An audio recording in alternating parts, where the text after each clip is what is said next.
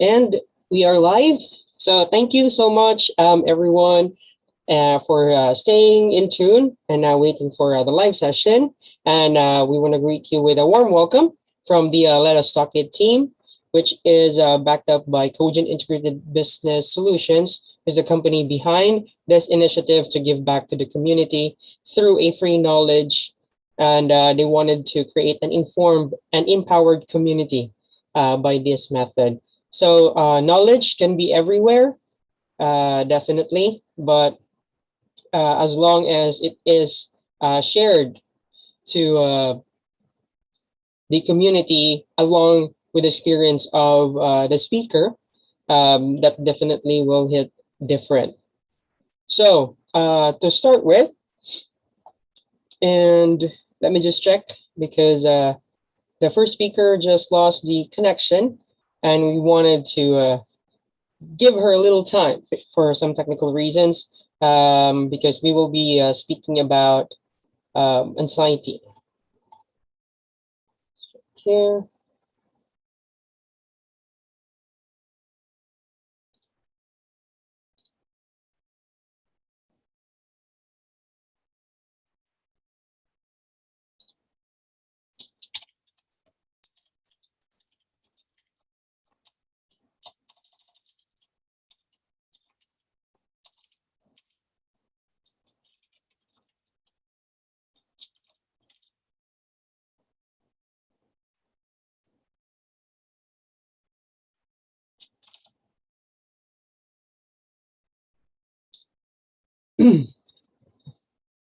Okay, for some very abrupt reasons, we lost the first speaker, but we still have the second speaker here. We'll just have to give a little time to decide if we can get the second speaker to start first in behalf. So,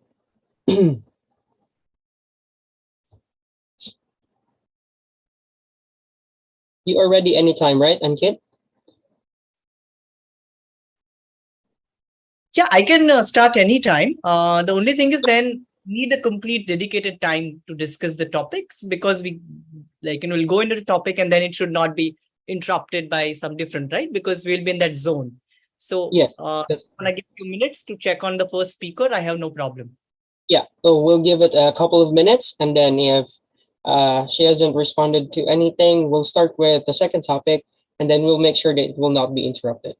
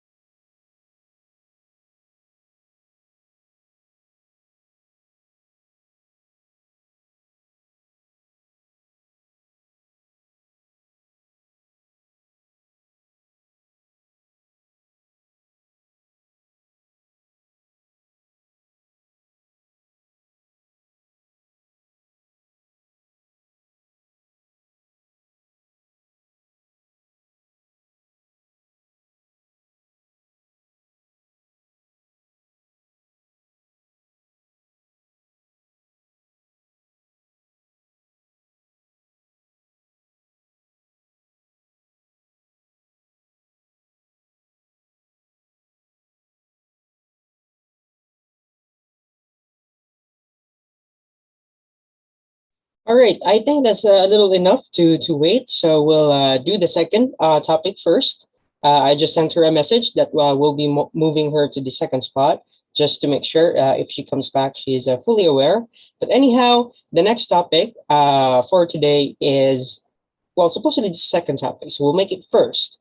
So this is India's G20 Presidency and Geopolitics. So the speaker will be highlighting the geopolitics and the India's G20 presidency and the challenges and opportunities it faces as a rising power and the impact of its geopolitical aspirations on the global order. So to speak with this, we have Ankit Bhuptani, and he is a TEDx speaker and as a member of the United Nations Civil Society and has addressed UN Human Rights Council and Security Council. He is LGBT rights activist who strongly believes in India's story for the global good and is very experienced in geopolitics as well. So here we welcome Ankit to give a little information about himself as well, and we'll be starting the topic. Thank you so much for having me again. It's always a pleasure to connect with all the audiences you have there. Thank you so much. All right, that's really perfect. Um, so without taking up too much of the time, so we want to ask, like, why do you think India offers, like, why do you think India offers that which can make the world a better place? Like, what is the India model? Well, look, currently, the way the world is going, we can see that there are multi polarities which are happening around the world. And in this multipolarity, as India takes the G20 presidency, being fifth largest global economy and 1/6 of the global population, India's experience of 75 years has given itself to grow so much. And to talk about the mechanism of it, I see it in a pull and push way, right? We have learned this in the class of mechanics, and anyone of you coming from the mechanical engineer would agree to this, that there are two forces in any movement. One is the pull and another one is push. So if you look at the India story, the pull mechanics here is the India's aspirations, which is pulling it up. Over in 1/6 of population have a lot of aspirations, and they want to have a better life, better economic prosperity.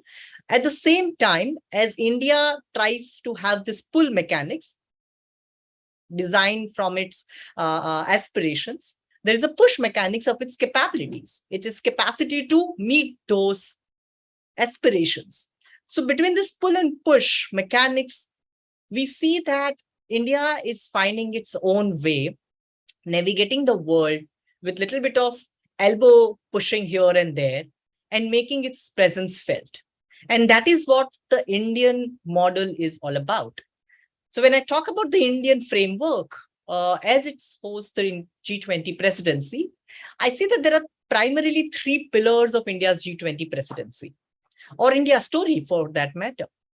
The very first pillar which India has is of its aspirations and its capabilities. We have seen that over the period of decades, but especially during the time of crisis.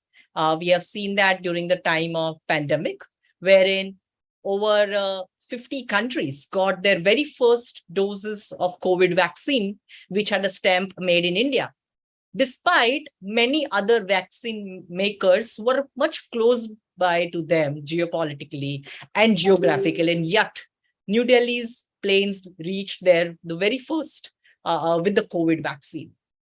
We have seen it in last month during the time of earthquake in Turkey or in Syria, wherein India's support mechanism reached within 48 hours of the earthquake hitting that region, despite knowing that Turkey has not been so friendly on global platform, especially when we talk about the Kashmir issue towards India. However, India's help was there. So that is the first pillar of it, that India's aspiration India's capabilities and India's approach towards the global conversation, which talks about helping people or global population in need, helping countries in the need. The second pillar of India's geopolitical approach on a global stage is from the point of view that we are giving you an alternative which do not have any hidden agendas. So I remember having this conversation with a friend of mine in Africa, wherein he was telling me that, look, people are telling us to go digital or to go as green. But however, each time you tell African country to go digital or to go green without giving them the mechanism and resources to do so, you're asking them to go Beijing. And what has been happening, we all know about that, and how the Chinese loans, Chinese credit comes with so many conditions and terminologies attached. We have seen that happening in our own neighborhood in Sri Lanka, wherein their port itself was leased out to Chinese company because they were not able to pay back the debt they had taken. Or we have seen the Sri Lankan crisis. We are seeing that happening even in Pakistan, wherein 30% of their debt is owned by Chinese companies, right? And time and again, they have to go back to IMF for the bailout. So wherein the alternative which India offers on the global platform is that our support and our help is not from a point of view that we will tell you what you need to do, but we will come to you and talk to you that what are the needs you have and can we do it or not. And I'm not saying that India can cater to all the needs, because India doesn't have resources like United States of America or Europe or Japan or Australia for that matter. But at the same time, we will do our best. And this help or this support aid does not come with a string attached. That is a second. And third and larger and important aspect to this pillar is the storytelling platform. We all in our childhood have grown up looking at the American films wherein United States is the savior, right? We have seen that the US president making all the global calls and saving the humanity, even if it's a fiction and an astronaut coming out from a different planet attacking Earth, and the US president will take those calls. But what we see in past few years is the Japanese storytelling taking place, South Korean storytelling getting into more popular culture. And the same way, we are the land of storytellers. So the India story told by millions of Indians. And when I say millions of Indians, I'm not just limiting myself to Indian itself, but the global South. The global South has been traditionally storytellers. And these stories are different from what we have heard so far. And these stories needs to be told. And that leads me to the last point, that is of soft power. That who holds the soft power? Who have the positive impression in the global population mind beyond the world's capital? So I think these are the few pillars and mechanics.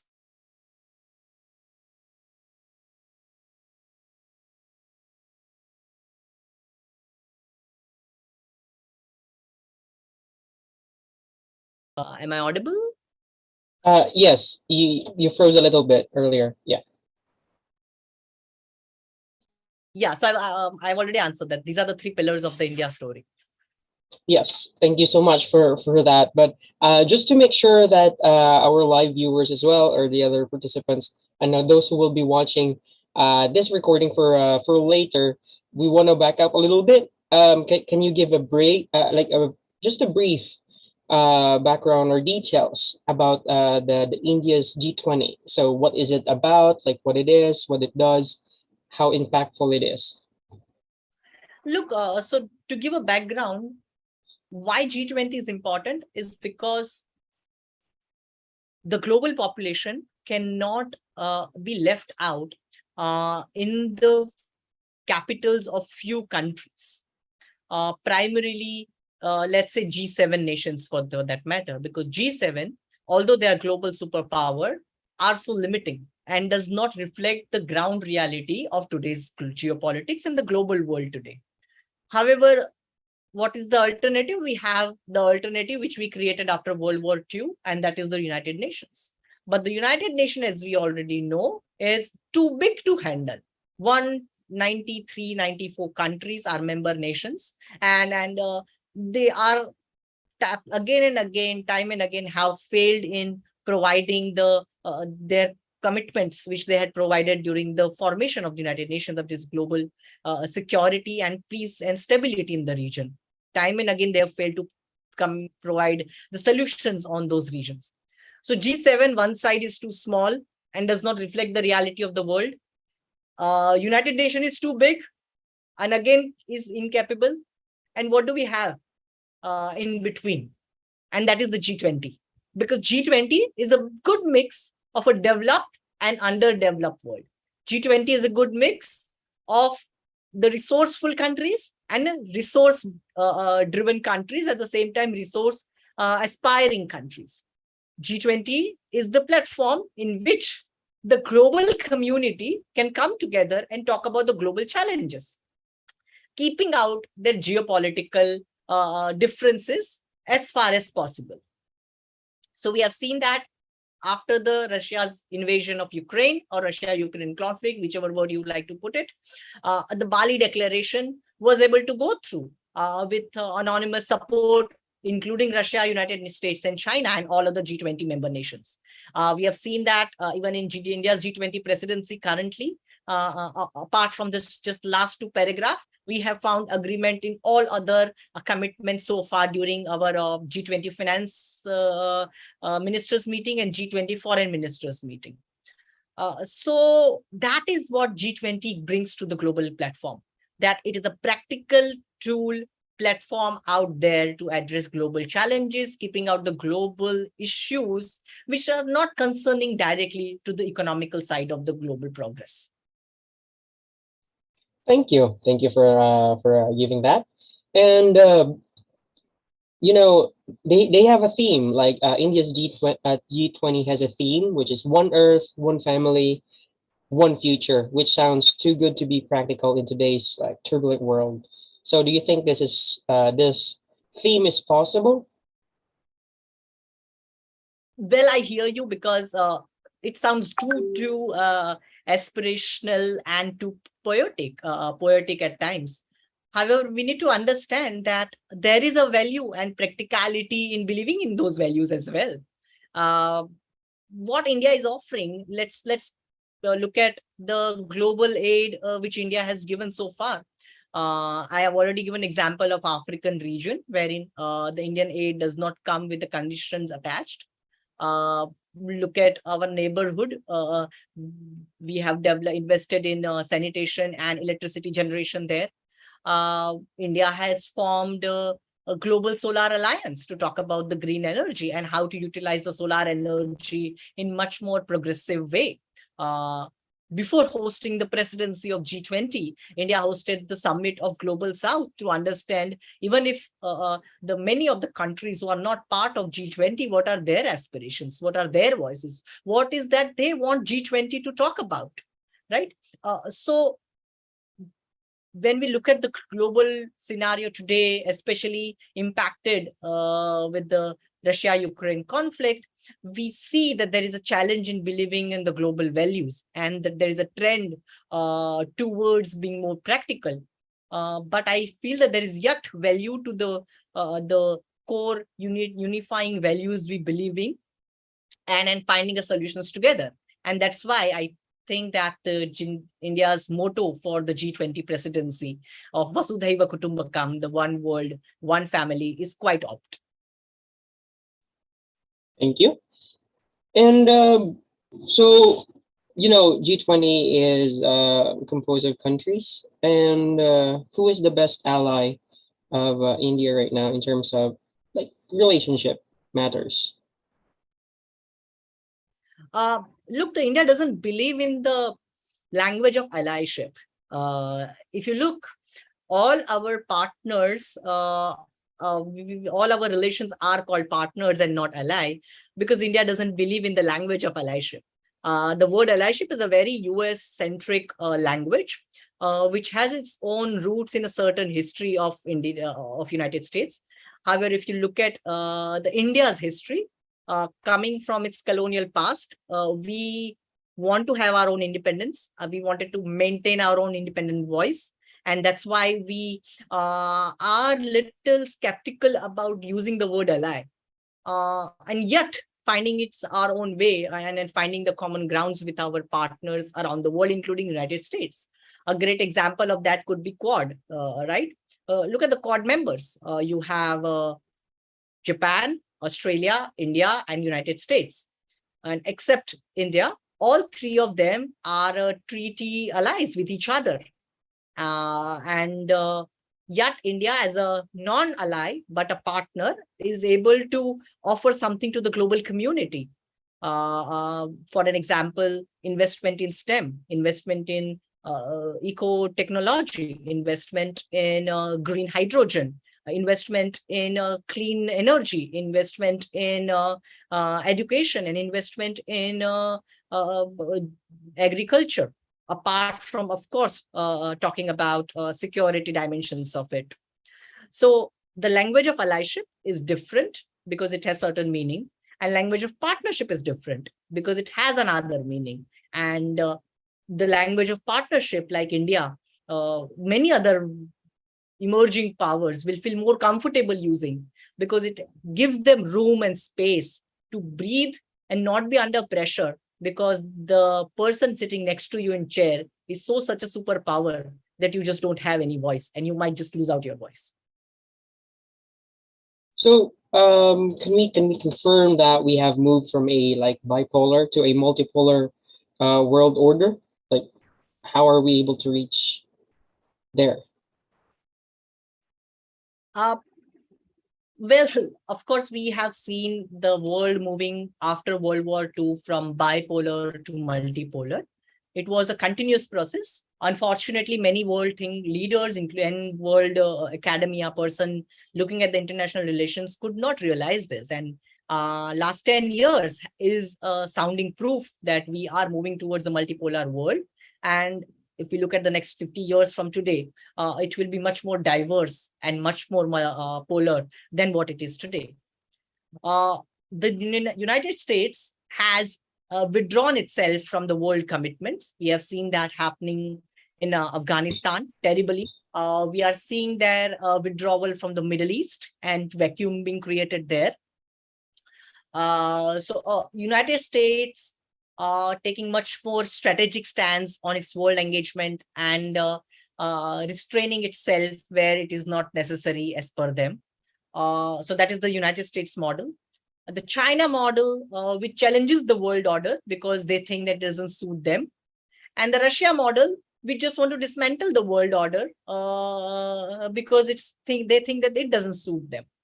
So within this three jigsaw puzzle, the global South need to find its own way and its own voice. And this voice will come from a polarity of diversity, which we see. So it is not just India. I see that Africa being one of the important polar in the global conversation. I see Europe being one of the important polar in the global conversation. I see Japan, Australia being a few of the polars or poles of the multipolar dimension, the multipolar conversations. And as the world moved towards much more secure supply chain, much more secure, free and open rights of navigation across the seas. As we move towards the green transition, we will see that many powers coming and claiming their stake and world moving towards the bipolar to multipolar. I see. No, you mentioned Europe, and it is mentioned that they are giving hope today. Do you believe so, or how is it going? Well, I'm a great believer in the European Union and the European conversation for that matter, because I still believe that Europe has a lot to offer, especially in the global institutions they have built, including the contribution in building the United Nations, which I still believe is important. And many other global institutions are headquartered in European territory. So I see that Europe has a lot to offer. If you look at the global conversation in technology per se, wherein the one way of United States is giving complete freedom to its tech giants, wherein another way is Chinese model, which is completely state controlled, in which Europe is able to give you a middle path, wherein there is some degree of state control, at the same time a freedom for companies to do their own business. So yes, I'm having said that, we need to also be very clear about which Europe are we talking about, and that answer needs to come from the Europe itself. We see that there is a larger increasing divide between the Eastern and Western Europe, and a shift towards from the Western Europe to Eastern Europe, the power being shifted towards the Eastern Europe. That is the first question which Europe need to find an answer to. And the second question which Europe need to reflect is that for how long they will play this game of picking and choosing side of US or China as per it suits their interest, right? On the economic side, they choose China. On security side, they choose US. And then that makes partners of European Union like India, like Africa, like Middle East, and many Asian countries confused that, hey, which side are you on? And if you are going to be so choosy each time, can we trust you? So if Europe really want to project themselves as a third alternative or a third voice within the bipolarity between the US and China, as we see in the future, it needs to find its own voice and give a trust platform to all other nations that, yes, we can rely and we can trust Europe as a stable partner for global good. Wonderful. And so bringing your attention into the other part, because I'm sure you're fully aware that there is a chess-like game in the cyberspace right now, and possibilities of the technology being used as a weapon. So how should countries like Asia, Africa, and Latin America protect themselves, in your perspective or opinion?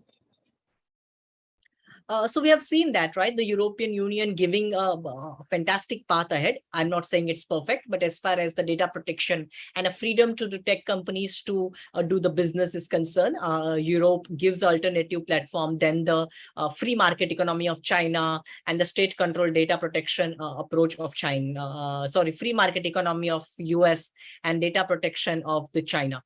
So Europe gives a middle path there. Having said that, we have also seen that the technology being used as a weapon during the Russia-Ukraine conflict, wherein overnight you saw that the MasterCards or Visa cards of lakhs of Russian individuals stopped working overnight.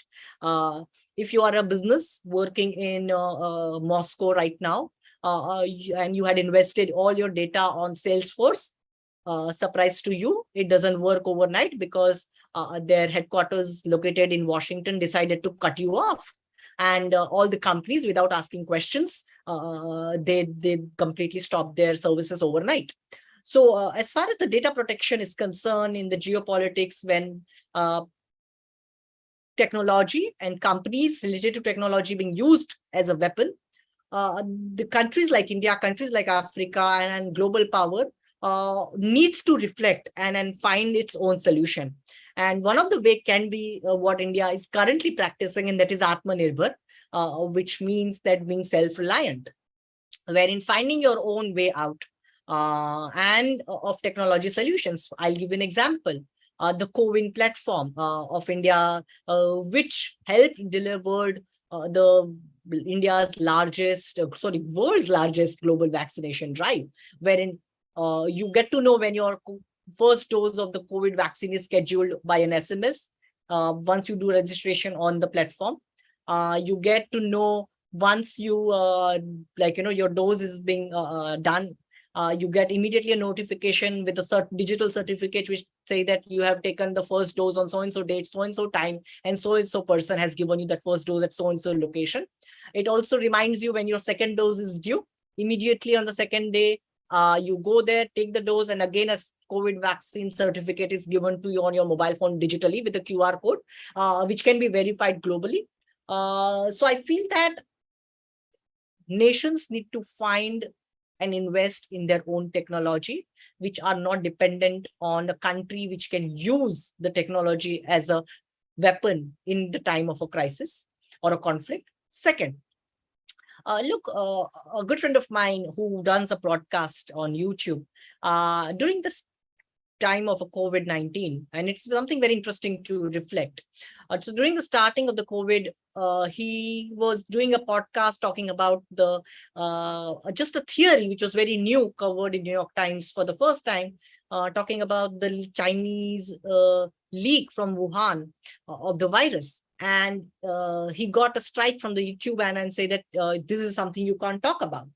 And if you continue to talk about this, your channel would be restricted and you cannot monetize the YouTube channel you own. The same thing happened again with multiple YouTubers having conversation on Russia-Ukraine war and giving another side of the story, which was not so pro-Ukraine, right? I mean, wherein again, they got YouTube strike saying that you can't have this conversation, you can't show the other side of the story.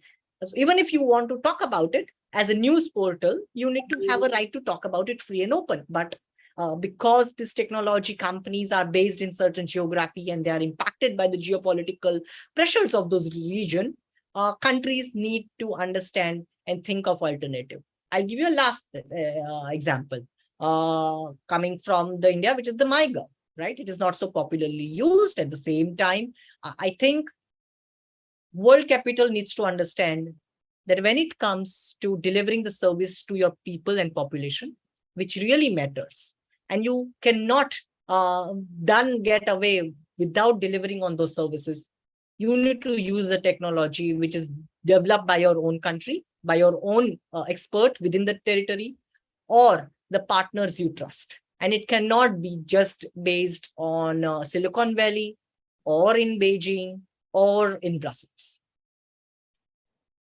Thank you. So for explaining that one further. And it is said that no one disputes that China and India will have a huge role in the next few decades. So how do you see these translated on the ground? Look, we have seen the China story growing in past decade or so. And what happens is that when somebody increases their size, like China, in such a short span of time, there are many loose ends. And if not today, the tomorrow, those loose ends come back to bite you. And when they come back to bite you because of your size, it not only impacts you internally, but also it impacts the other global economies as well. We are so interlinked today with China that despite our own effort of decoupling ourselves from China, it is merely impossible right now. And many experts believe that it will take minimum of 10 to 15 years of time before we can really say that we are not dependent on China, or we can survive on our own without China.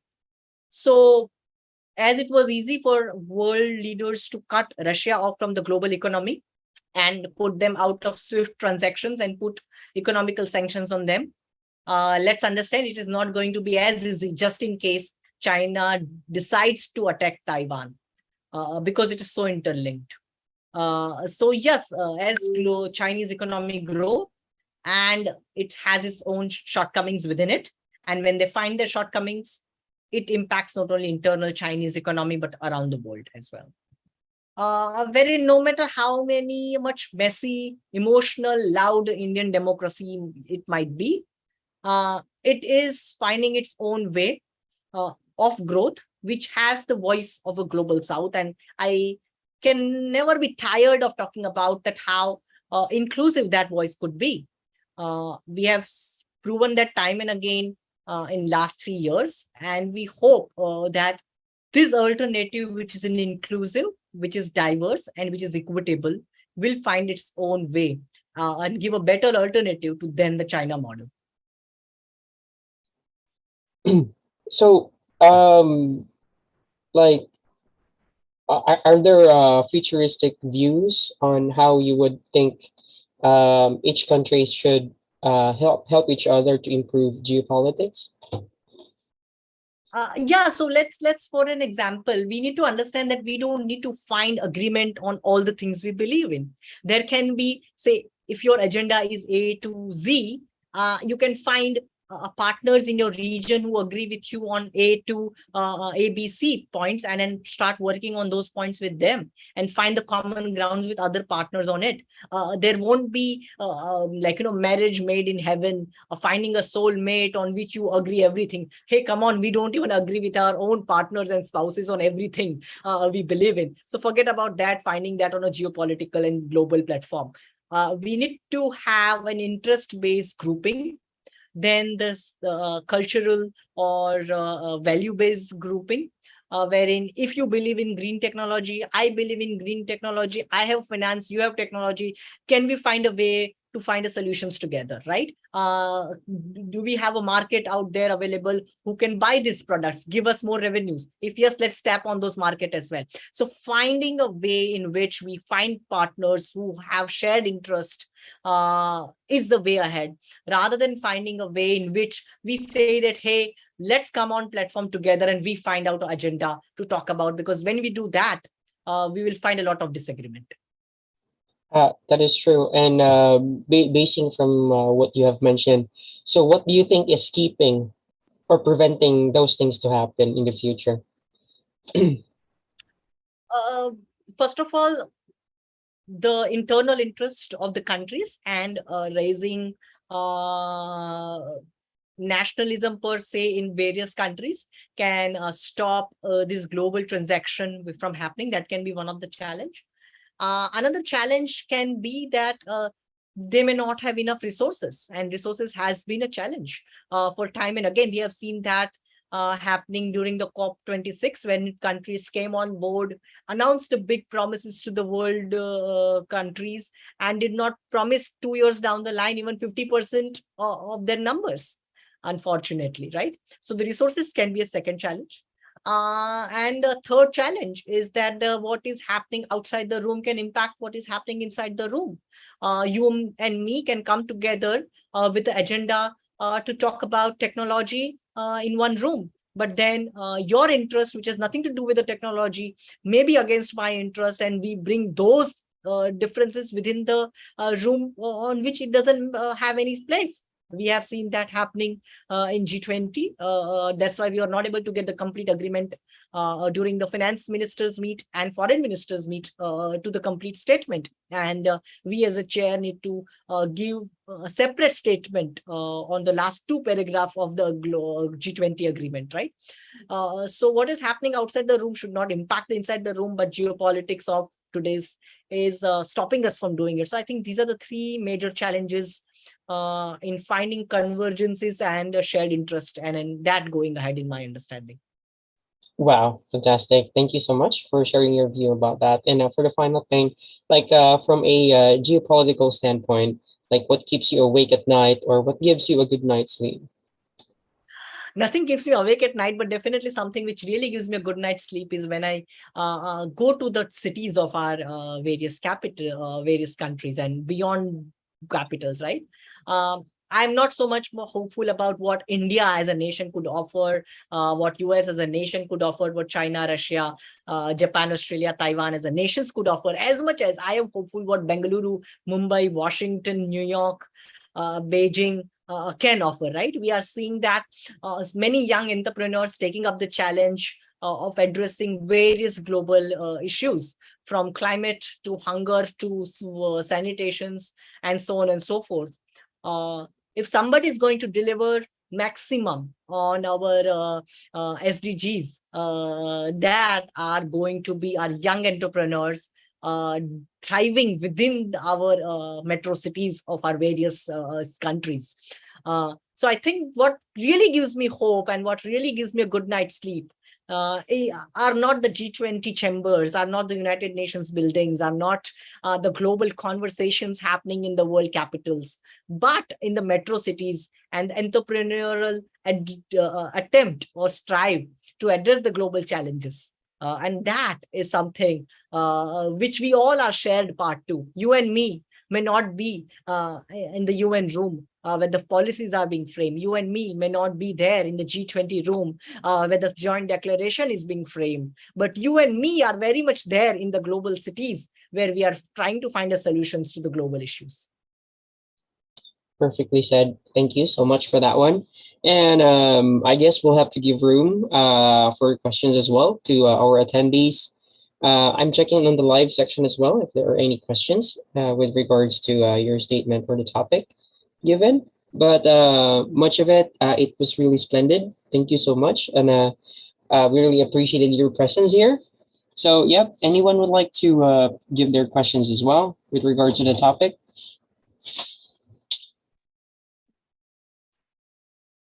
Ankit, this is Shiva here.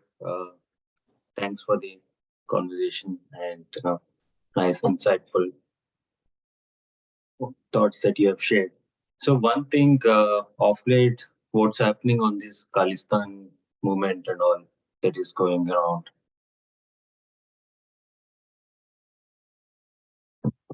Yeah. What's your question on that, Shiva? No, what's the take on this Khalistan movement that is going around? Even in many international places, there is some movement, and always there's some disturbing events or protests that's going on. So my take on Khalistan is very simple. They are clear and cut terror organizations and terrorists, nothing else, challenging the sovereignty and interior territory of India, misusing the Article 1 of the Constitution of United States, which talks about right to protest and free speech, which is there in many of the global capitals and global countries, misusing that terribly. However, no matter how much of they try to make voice, they will not find any practical application in the Indian territory for sure. I happened to have this one conversation with a Khalistani on a clubhouse one day, to which I asked the question and that's a very simple question, and that is why your so-called Khalistani map has the region of Indian Punjab, part of Haryana, and a larger part of the northern India, but do not have Kartarpur Sahib, which is just a few kilometers in the Pakistani territory. Why does not have Lahore, where a Sikh regime and a Sikh rulers ruled for decades and decades, right? To which he doesn't have any answer. So you want to capture in a country which doesn't exist, on a religion-based conversation, and yet you do not want to be true to your historical territory, so-called historical territory, shows their hypocrisy, and it is nothing but a terror organization and terrorist, to put it in a blunt way. Thanks, Ankit. Okay. Thank you, Siva, for the interruption. So we were hoping for the second for the other speaker, which is Marjorie, to return, but I guess she wasn't able to fix the technical issue that she might have. It could have been an emergency or a loss in network connection. I was trying to reach her, but I couldn't. So it was I was hoping to also discuss the speaking anxiety because it would help speakers, aspiring speakers, and already great speakers to have insights about if they may suffer still as well, like speaking anxiety for the matter. But anyhow, this topic that we have taken is really fantastic, and it has a worldview of what's happening. So thank you so much for bringing that one in the table, and Kate, and we really appreciate your knowledge. But anyhow, I guess we have to end a little early this time, since we don't have the other speaker anymore. But anything you'd like to promote or encouragement, like anything that you are doing right now, put in place, yeah, as your final statement. Yeah.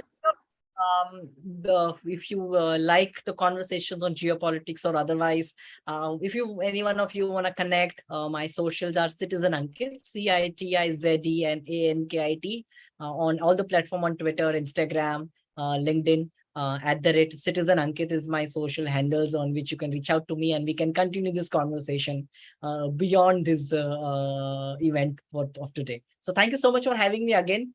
We hope that the India's G20 presidency is able to address some of the core issues related to global populations, and we as a global humanity as a whole, especially in the area of climate financing and food security, along with, of course, the resilient supply chain. So with that, thank you so much for giving me this opportunity. Namaste.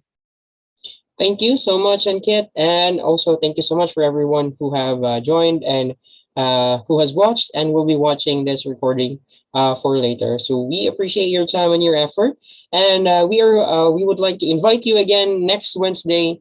That'll be the same time. So we happen to do this webinar or Zipinar that we call every Wednesday at 12 noon to 1 p.m. Eastern Standard Time, and the purpose is to give back to the community, giving knowledge for free, along with experience of the speakers who will be sharing the topics that they are most expert with. So thank you so much for your time again, and we bid you goodbye for now, and take care as always. Keep safe.